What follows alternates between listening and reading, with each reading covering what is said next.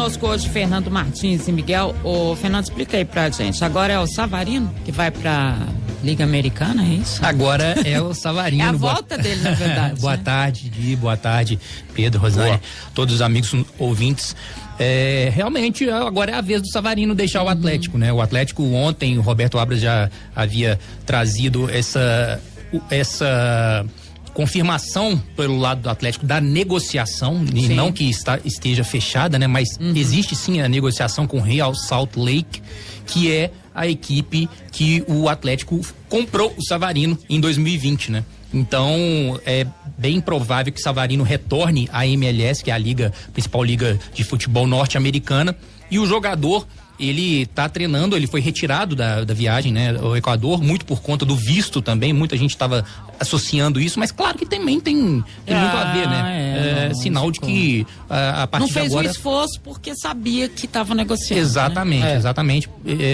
Ou então alguém do departamento técnico comeu bola, né? Como que você vai... Já tem um jogo agendado no Equador e que eu não entendi, você não vai tirar o visto. O pessoal é muito competente. Exatamente, então, eu conheço João Paulo, né? O Chiquinho que já deixou ali, o pessoal sabe muito bem ali dos trâmites. Então, acredito que o Atlético realmente deixou ele aqui no Brasil mesmo por conta dessa negociação, e o Atlético tem que correr contra o tempo, né? Para tentar sacramentar essa negociação. Claro que não vai fazer nenhuma loucura, mesmo porque o Atlético já deu a contrapartida dele, né? Os valores giram em torno de 3 milhões de dólares por 40%, o Atlético é dono de 60% do Savarino, o Atlético ficaria com 20% e o Real Salt Lake compraria os 40% por 3 milhões de dólares. A equipe norte-americana ainda negocia esse valor, o Atlético não abre mão desse valor, e o Real Salt Lake também tem que negociar com o FC Cincinnati. Por quê? O FC Cincinnati é um clube norte-americano também, ele participa da Liga da MLS,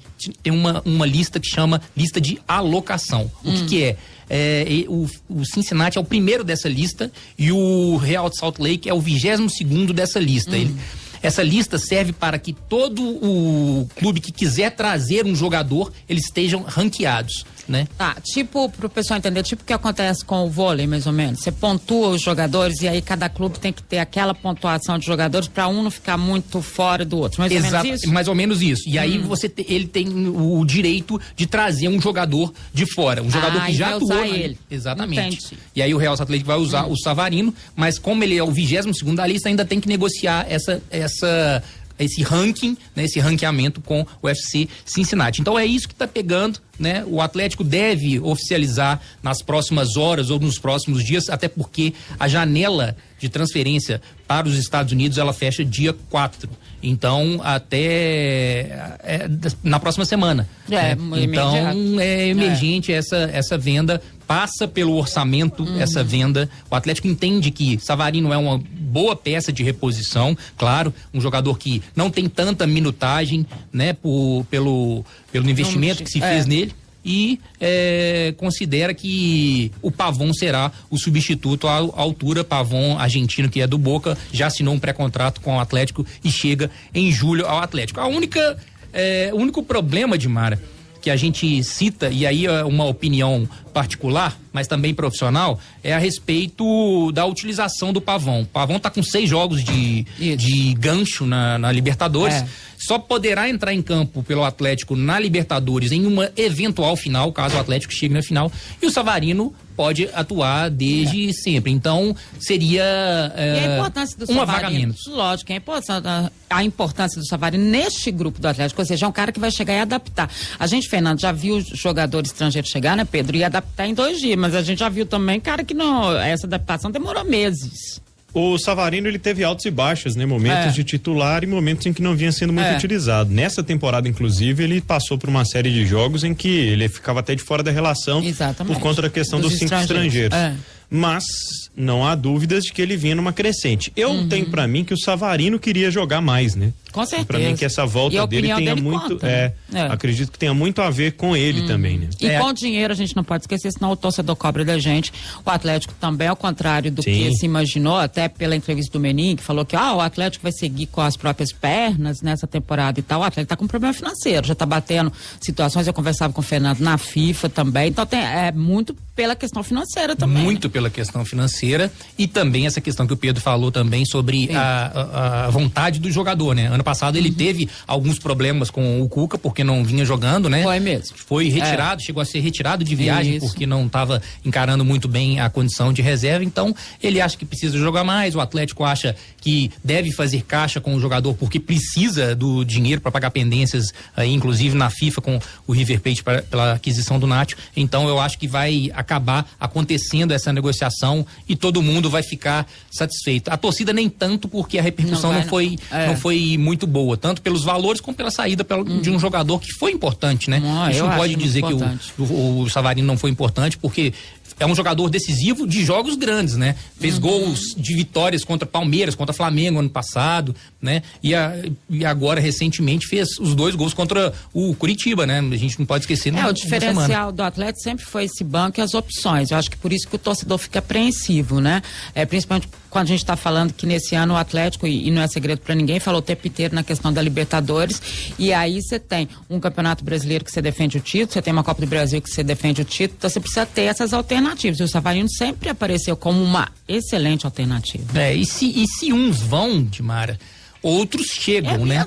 Outros chegam, mas chegam, já estavam aqui, mas estão chegando do profissional, que é o Rubens. É verdade. É um jogador que vem sendo uma surpresa muito boa, né? Tanto na lateral quanto jogando de extremo pela esquerda, um jogador que vem mostrando uma personalidade muito grande, tem apenas 20 anos, primeiro ano de profissional, primeira Libertadores da carreira, e ele é o nosso convidado hoje, falando a respeito aí dessa relação dele com o técnico Tony Mohamed, né? Ele vem demonstrando essa confiança no jovem jogador. O momento é bom, graças a Deus. A minha relação com ele é muito boa, com todos da comissão. Venho fazendo bons treinos, tanto na lateral, como você disse. Tem oportunidade, às vezes, de meio também. Começo contra o Curitiba, comecei na lateral, depois fui mais pra frente. Eu treino também na lateral, treinando no meio. Ele sempre me fala o que tem que fazer, me dá as instruções certas, e a relação com ele é muito boa. E ele falou também, né, a respeito dos conselhos de jogadores mais experientes do elenco e revela em quem se inspira no grupo atual. Quando eu tô jogando e que estão jogando, todos os jogadores me orientam muito, mas o Hever é um que mais fala comigo quando ele tá jogando do meu lado, me dá muitas orientações, me ajuda muito, me passa muita confiança. E o jogador que eu me inspiro no elenco hoje aqui, já disse, é o Jair. É um jogador que eu me identifico muito. E é o jogador que eu mais me inspiro aqui dentro do clube. Rubens também destacou qual é o segredo do Atlético atual para resistir a esse calendário repleto de jogos. O elenco, né? Vocês verem que vem fazendo muitos rodízios, porque são muitos jogos. A importância do elenco qualificado, jogadores bons, e o segredo é ter jogador bom e todos estar preparados para poder jogar quando precisar. Tá aí o Rubens falando aí sobre essa maratona de jogos, né? E o elenco do Atlético tá ganhando tempo por conta desse calendário maluco, né? O clube postou nas suas redes sociais hoje umas fotos interessantes dos jogadores se recuperando, né? Dentro do avião, no voo de volta do Equador para cá ontem, um voo que durou 6 horas, o Hulk e o Hever, né? Alguns jogadores que precisam de um regenerativo mais forte, usando aquelas botas de compressão pneumática, né? Que acelera ali a drenagem nas pernas e diminui o risco de fadiga muscular, em pleno voo, né, Dimara? Então o Atlético tem que correr aí contra esse tempo aí para recuperar, porque sábado já tem jogo contra o Goiás, né? Na Serrinha, às 7 horas. Deve ser aquele time mesclado, né, Fernando? É possível. Com certeza. Tudo, né, Pedro? E o pessoal tá acompanhando aí, as imagens, quem tá acompanhando pela live, o pessoal se recuperando aí, já dentro do avião. Essa imagem é muito, muito interessante, né? O Atlético já treinou hoje pela manhã e a novidade do dia é a participação do Keno, né? O Keno que passou por uma cirurgia no olho por conta de uma dedada que ele sofreu nos treinamentos há 2 semanas, tirou ele dos últimos 4 jogos essa cirurgia. Agora está totalmente recuperado e a expectativa é otimista de tê-lo aí já na próxima semana. Contra o Goiás é muito difícil porque a primeira atividade dele em campo foi hoje. Então, quem sabe pro jogo contra o América na próxima semana. Tomara. A CBF soltou a tabela detalhada do Campeonato Brasileiro da 6ª até a 10ª rodada. Só que o jogo entre Atlético e Atlético Goianiense do dia 14 próximo, né, está marcado para o Independência. Por quê? Por conta do festival sertanejo que vai ter no Mineirão. Só que o Atlético, a gente já tem a informação que o Atlético vai solicitar que o jogo seja trocado a data, né, para o dia seguinte, no dia 15, e aí sim o Atlético poderá mandar esse jogo no Mineirão. Só lembrando que o pessoal do Mineirão informou que desde janeiro, né, as equipes sabiam que não poderiam atuar por lá.